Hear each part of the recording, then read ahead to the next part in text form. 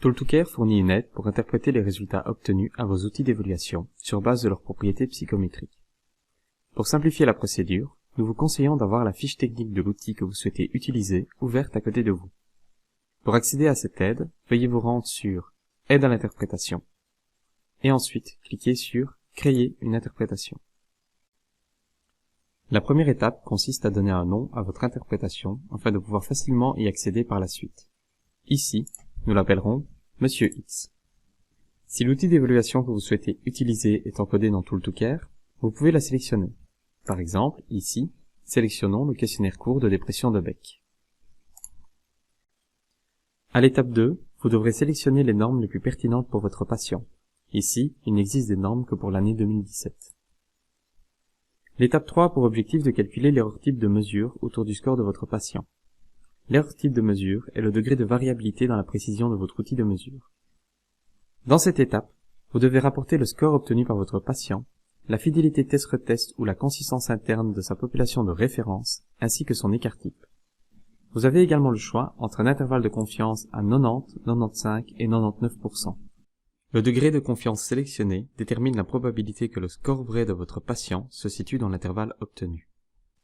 Ici, puisque l'outil utilisé est disponible sur Tool2Care, plusieurs données sont déjà préencodées. Nous avons juste à ajouter le score du patient, et nous conservons l'intervalle de confiance à 95%. Grâce aux données encodées dans l'étape 3, nous obtenons un intervalle de confiance autour du score de notre patient. Pour passer à l'étape suivante, vous devez sélectionner l'objectif de votre évaluation. Vous avez le choix entre poser un diagnostic et comprendre un phénomène. Le premier ne s'utilise que si vous souhaitez affirmer la présence d'une pathologie chez votre patient. Le second s'utilise si vous souhaitez déterminer le degré de sévérité en situant votre patient par rapport au reste de la population. Comme le questionnaire court de dépression de Beck a été développé pour servir d'outil diagnostic, nous sélectionnerons « Poser un diagnostic ». À l'étape suivante, vous devez sélectionner le type de norme utilisée. Dans notre cas, l'outil possède un score seuil. Nous sélectionnons donc « Oui » pour « Les normes fournissent-elles un score seuil » et « Non » pour « Les normes sont-elles fournies en percentile ». Ici, vous devez encoder le score seuil du questionnaire que vous avez utilisé et signaler si le score de votre patient doit être inférieur ou supérieur à ce score seuil pour diagnostiquer le trouble mesuré. Dans notre cas, le score seuil du questionnaire court de dépression de Beck est 4, et le score du patient doit être supérieur à ce score pour pouvoir diagnostiquer une dépression.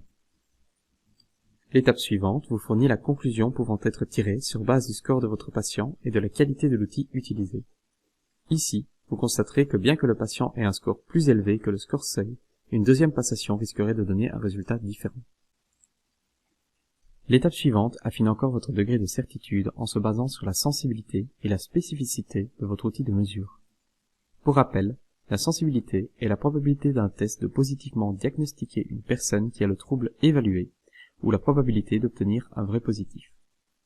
La spécificité est la probabilité d'un test à correctement identifier une personne qui n'a pas le trouble évalué, ou encore la probabilité d'obtenir un vrai négatif. Dans notre cas, pour un score seuil de 4, le questionnaire court de dépression de Beck possède une sensibilité à 78,17%, une spécificité à 83,68%, pour un trouble ayant une prévalence de 6,9%. Grâce aux données que vous avez encodées, vous obtenez plus d'informations sur le niveau de certitude de votre diagnostic. On constate ici que vous avez par exemple plus de 70% de chances d'obtenir un faux positif et un peu moins de 2% de chances d'obtenir un faux négatif. Autrement dit, le questionnaire court de dépression de Beck semble meilleur pour exclure une dépression que pour la diagnostiquer. L'étape 6 vous invite à tenir compte des validités convergentes et divergentes en lien avec l'outil utilisé. Cette étape offre des suggestions pour approfondir votre analyse clinique. Dans le cas du questionnaire court de dépression de Beck, la fiche technique montre une association positive avec l'anxiété et le stress et une association négative avec l'estime de soi. Une analyse plus approfondie des difficultés de Monsieur X pourrait passer par une évaluation à la fois clinique et outillée de ces trois construits. Enfin, la dernière étape vous fournit un résumé des résultats obtenus. Si l'outil d'évaluation que vous avez sélectionné possède plusieurs dimensions, vous devrez répéter chaque étape à nouveau pour chaque dimension. Une fois l'aide à l'interprétation terminée, vous pouvez cliquer sur « Retour à la liste d'aide à l'interprétation ». Le résultat obtenu est stocké sur votre compte et vous pouvez facilement le retrouver grâce au nom que vous avez donné à votre aide à l'interprétation.